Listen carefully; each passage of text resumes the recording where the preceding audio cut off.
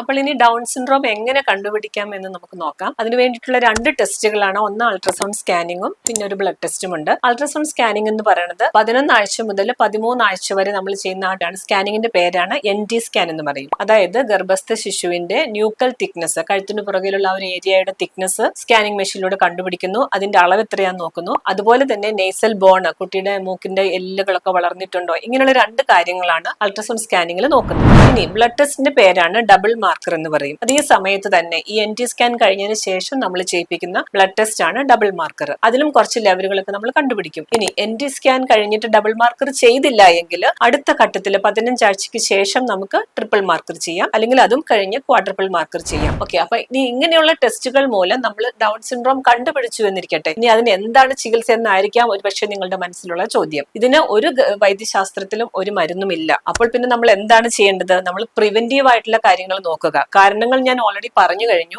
അമ്മയാകുന്ന ആ ഒരു ആളുടെ പ്രായമാണ് ഇവിടെ ഏറ്റവും ഇമ്പോർട്ടന്റ് ആയിട്ടുള്ള ഫാക്ടർ. അപ്പൊ അതുകൊണ്ട് തന്നെ വളരെ ചെറിയ പ്രായത്തിൽ വിവാഹം കഴിച്ച് ഗർഭിണി ആകാതിരിക്കാനും, അതുപോലെ തന്നെ വളരെ മുതിർന്ന പ്രായത്തിൽ 35 ഒക്കെയുള്ള ഏജില് ഗർഭിണി ആകാതിരിക്കാനും ശ്രദ്ധിക്കുക എന്നുള്ളതാണ് ഇതിനകത്ത് നമുക്ക് ചെയ്യാൻ പറ്റുന്ന പ്രിവെന്റീവ് ആയിട്ടുള്ള കാര്യങ്ങൾ.